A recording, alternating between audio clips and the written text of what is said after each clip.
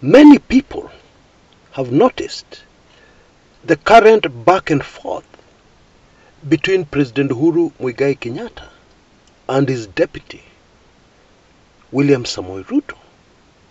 This whole current war between the president and his deputy was triggered by Sagana 3, when the president for the first time told us that his deputy president is corrupt. Okay? I believe he was trying to explain to his people, the villagers, the House of Mumbi, the Mount Kenya region. He was trying to explain to them all the reason why he will not support his deputy president to succeed him. Now, the reaction by Kenyans has been diverse. The older generation are worried, because in all their lives, they've never seen anybody answer back to the President of the Republic of Kenya. Never ever. Yes, in Kenya's recent political history, people have criticized the president. Opposition leaders like Raila Odinga have really hit out at the president. But there's never, ever been in our country before this answering back, and these direct attacks by the president on his deputy. The younger generation, of course, are excited. They're waiting for drama. So let's break it down. Find out whether there's cause for concern, or let's just get out the popcorn. Now, let us look first of all at the possible consequences. Let's cut to the chase immediately. Now, of course, the first thing is that it has to result in heightened tensions. That goes without saying. Heightened tensions in the country. Because as the old African saying goes, when two huge African elephants fight, ni nyasi ndo humia. It's the grass that takes the brunt of that battle. And in most cases, both elephants come out unscathed or with minimal wounds. But the party that gets wounded most is the grass. And in this case, that's us. The other consequence, and this is very huge, is that Kenyans could learn a lot of information that was not in the public domain before. Like at Sagana 3, we learned that the deputy president pocketed 3 billion belonging to the children of God in Elgeyo Marakwet. And of course, in the coming days, we're going to learn a lot more. We're going to be shocked at the information that we're going to be given. Now, this is a very interesting point, because I believe the decision by the president to get involved in the mess of politicking has a motive. And I believe that motive is to expose his deputy president. I need to repeat that because it's terribly important. I have reason to believe that the motive of the president, an outgoing president who should be laid back, relaxed because he's finishing his term, the reason why this president has decided not to take that route and instead to dive into the ring is mainly to expose his deputy president.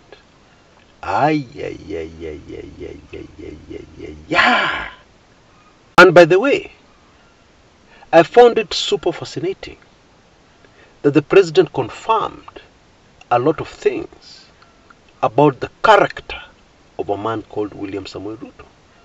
Because President Uhuru Kenyatta told us that when he was about to shake Raila Odinga's hand, Ruto was there with him. He had already informed Ruto what he was going to do. But then, as you all know, the impression that the deputy president has always given us is that he was left out of the whole deal. He was in the dark. He had no idea what was happening. Yeah, he was caught off guard. He was thrown out of government. Yeah, that is the narrative the deputy president has been peddling. Now, we know in politics, lying is normal. We know in politics, especially in Kenya, misleading the public, yeah, in order to sell your narrative, in order to get the perception you're looking for, is normal. All politicians do it. However, going into a presidential election, in my opinion, it is extremely important for Kenyans to examine, interrogate the character of the man they're about to elect as president. That's very important. And so in a nutshell, the president told us the deputy president is dishonest, yeah, to the extreme. That's exactly what he told us. You know, yesterday on this channel, somebody following up on something I had said in a previous video put it very clearly, yeah, and I have to agree. He said that UDA is the original Moi Kanu, and Azimio is the National Rainbow Coalition. Yeah, that's going back to the year 2002. Now that is very true, especially because Kanu, Moi's Kanu, in those days, were experts at lying, telling Kenyans white lies, telling Kenyans some lies which were obvious. Kanu had a reputation, Kanu bigwigs had a reputation of lying through their teeth and still keeping a straight face. Oh yes. And we're talking strategy here. Yeah, nobody should say I hate UDA. Those are the precise tactics they're using. And that's the truth. Anyway, let me not get carried away. The issue here is the president's strategy going forward, vis-a-vis concerning one William Samoei Ruto. And so the next question we must ask is, what is the end game here? Because when you start something, you're hoping to achieve something. You're hoping to come to some kind of conclusion. You're hoping to conclude the matter in a certain manner. Now, first of all, make no mistake about it. I know many people on this channel don't like the president. Yeah, that's okay. But don't fool yourself. The president of the Republic of Kenya has got the best advisors that money can buy. That is a fact. And so, if somebody imagines, yeah, in their daydream, that the president can do something carelessly, yeah, that will lead nowhere, that the president can decide to have a mudslinging contest with his deputy for fun, if that thought crosses your mind, remove it immediately. That is not possible. Okay? It is not. Take it from me. And so, all these sharp minds, all these brilliant advisors, yeah, in advising the president to abandon the norm, yeah, and go for the deputy president's jugular, must have a conclusion, an imagined conclusion in mind. And so what do you think it could be? Now obviously, the whole idea is to ensure that the deputy president is never elected as the president of the Republic of Kenya. I think Amason Kingi, in a recent speech, yeah, put it very clearly. He told President Uhuru Kenyatta and Raila Odinga and all the other people who's who in Kenyan politics that they must hurry up, yeah, and name the Azimio presidential candidate. And he added, Azimio must win. Otherwise, to quote him, we are all in serious trouble. I'm paraphrasing. He said the other side will come for us. Yes, and even mentioned who they will start with. Now, that is very significant. That message is very significant. It means that one side of the political divide have reason to believe that if they lose these elections to William Samoei Ruto, what? They're finished. That's really what it is. Now, of course, this is a very dangerous situation for any country to be in. But there's nothing anybody can do about it, because these are the circumstances we find ourselves in.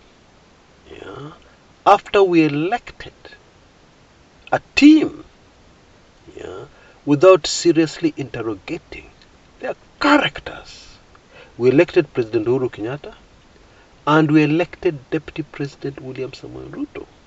Now, in electing Deputy President William Samoei Ruto, and I'm aware and I'm sure many who are taking in this video actually cast a vote for Uhuru and Ruto.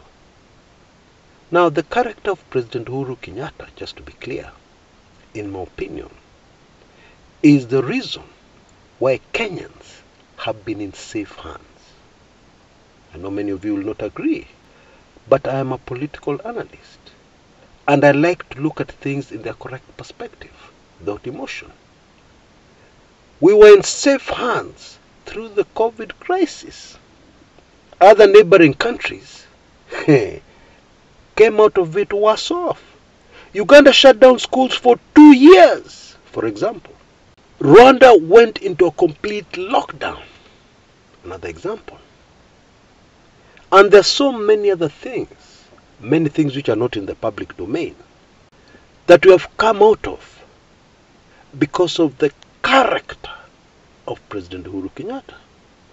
Whatever you want to say about him, he cares about the people of Kenya. I'm not saying he's an angel. I'm not saying he's safi kama pamba. But what I'm saying is that if the character of President Uhuru Kenyatta was any different than it is, things in Kenya today would not have been what they are. Let me emphasize on that point further with another illustration. Imagine for a minute President Uhuru Kenyatta switched positions with William Samoei Ruto. William Samoei Ruto was the president and Uhuru Kenyatta was the deputy. And then Uhuru Kenyatta went rogue on William Samoei Ruto, started early campaigns, went overboard with corruption, because you know all politicians are corrupt, yeah, etc., etc. How do you imagine President William Samoei Ruto would have dealt with his deputy Uhuru Kenyatta? Just think about that for a minute. The character of a man. I'll keep on emphasizing on that. I don't care if I lose all my subscribers and I'm left with one, but I will always speak the truth as I know it. Always. So just imagine that scenario for a minute and you'll begin to understand why. Yeah. I believe President Uhuru Kenyatta's legacy is intact. He has done a few things that history will remember him fondly for.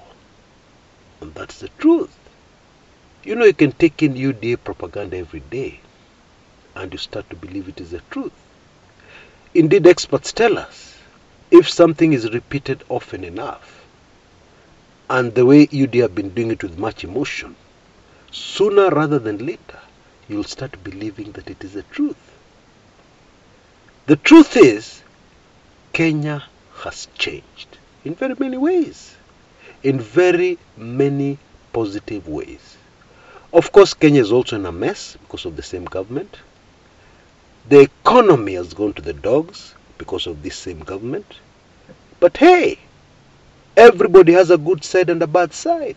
And remember, some administrations in this world have zero achievements. The better administrations have the good side and the bad side. The economy has really affected Kenyans. Jubilee policies have really hurt a lot of businesses. That is the truth. And that's the negative side. And there are some who would argue that all that happened when William Samoei Ruto had a say in Jubilee policy. Yeah. Which is also absolutely true.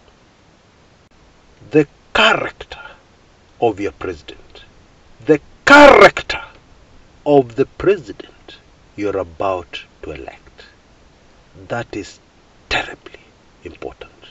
You owe it to your children, even if you yourself don't care. You owe it to your children and grandchildren to interrogate very carefully the character of the man you elect as your next president.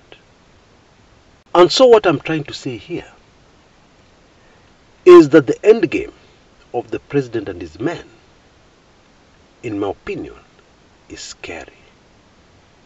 Because they want to expose William Samoei Ruto completely, in such a manner that William Samoei Ruto's political career will be over. That is the truth. Because make no mistake about it, the way President Uhuru Kenyatta has gone for DP Ruto's jugular, the media is saying the gloves are off. Iko kitu. And I have reason to believe that the end game is what I've just told you. Kumaliza kabisa. To ensure that William Samoei Ruto never sees the inside of State House. Okay? For the good of the nation called Kenya. Yeah? That is the game plan. Now there's something else very important to take note of. And many people analyzing this situation have completely missed it. And this is the fact that the president is leaving office as the president of Kenya, but he is not leaving politics. How do I know this? You will remember in the Jubilee Party NDC, and you know Jubilee is being relaunched in a big way. They're calling it Jubilee Reloaded. Yeah. We were told that President Uhuru Kenyatta remains the party leader, the leader of the Jubilee Party. Now what that means is that the president will still be in politics after 2022. What? And that has very many implications, including the possibility, because he's a party leader, including the possibility that he may hold a political office after 2022.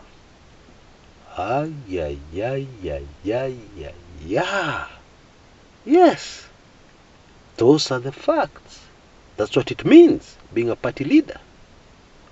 Although admittedly, in our recent history, being a party leader has meant that you push your people, your key people, into important government positions. Yeah? You use your good relationship with the administration, yeah, the current administration, to push your people into key positions in government. Yeah? Kalonzo Musyoka has benefited from that. Raila Odinga has benefited from that during Uhuru's tenure. And so many other party leaders. And of course, this is very important for a party leader. It helps a party leader retain the influence, their power, yeah, within their members. Because members know that our party leader is connected. That's really what it is. Now, in my opinion, the deputy president, and we're told he does not listen to advice. He doesn't follow what his handlers are suggesting.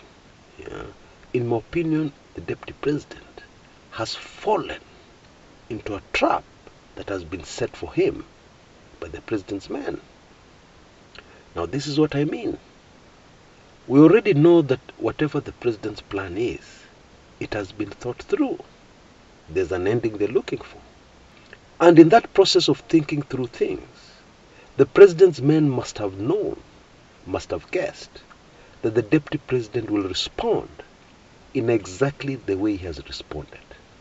That is, he responds to every attack from the president, which many other people have said is not smart. And I totally agree with the people with that opinion. And there are many reasons for this. For example, when you respond to the attack on yourself by the President of the Republic of Kenya, and it doesn't matter who you are, but the truth is you're seeking office to take over as president, that is a mistake. Why?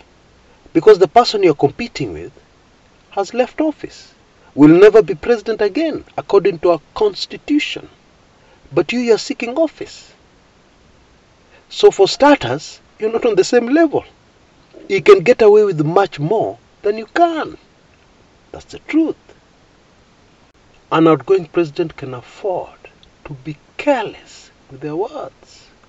Somebody who wants to get elected president cannot afford any slip-ups in what they say. I believe that is the trap that has been set for the deputy president. The more the deputy president responds to what the president is saying about him, the more it damages any hope of him becoming president. That is a fact. And you know, the president's men are very smart. If you have noticed, at the moment, Raila is not saying much about Ruto. All the focus on telling Kenyans about Deputy President William Samoei Ruto right now is with the president. Because the other day, the Deputy President, in responding to what the president had said, dragged in Raila's name, which is the right idea. You take away focus from the president and you focus it on your competitor, the upcoming elections. However, in this particular case, it didn't work. It did not fly. Nakwambia, we are dealing with chessboard politics here. People may lose their temper, people may appear to be annoyed, people may appear to be talking carelessly, but make no mistake about it. This is high-level chessboard politics. And the deputy president needs to be very careful. He needs to find a way to deal with this, like yesterday. Because there's a saying amongst Kenyans, wacha ajikarange na mafuta yake. Let him fry on his own fat. When you cook food, instead of adding fat, you're cooking a piece of meat which already has fat in it. Like a very healthy African chicken. So there's no need of adding fat. You let it cook on its own fat. If the deputy president is not careful, that is what is planned for him. And I can already see he is already starting to cook on his own fat, especially by responding to what the president is saying. If I was advising the deputy president, I would advise him to stay mum. When you keep quiet and the criticism against you keeps on flying in your direction and you're quiet, it'll reach a point where public sympathy may sway in your direction. But when you're responding to every other comment, that's a very wrong move. And I believe most of us on this channel are seeing why it is a very wrong move. But then again, we come back to the character of a man. It is the character of the deputy president not to take anything lying down. It is the character of the deputy president that he has a very short fuse. Ask those who are close to him. He's a quiet man. He may not talk much in private. But when he loses it, when he loses it, and you're on the receiving end, oh, Oh, oh, oh, oh, oh, oh, oh. The character of a man. If you read history, if you have experience, you will know that sometimes your character, certain things about your character, can be used to finish you completely. Yeah. For instance, people know that you're a womanizer, like women. What do you think enemies will do? They'll use the oldest trick in the book. They'll send you a beautiful woman, and you know how that will end. There are also examples, very, very many, where people with a short fuse, as part of their character, their enemies have used it to finish them. And so if you have one weakness, you're already in trouble. If you have two weaknesses, like those two I've mentioned, oh, oh, oh, oh, oh, oh, oh, oh, oh, you're much more than vulnerable. Your opponents, your political opponents, your enemies can finish you very easily. So easily that it looks like a joke. Until next time, this is Chris Kumekucha.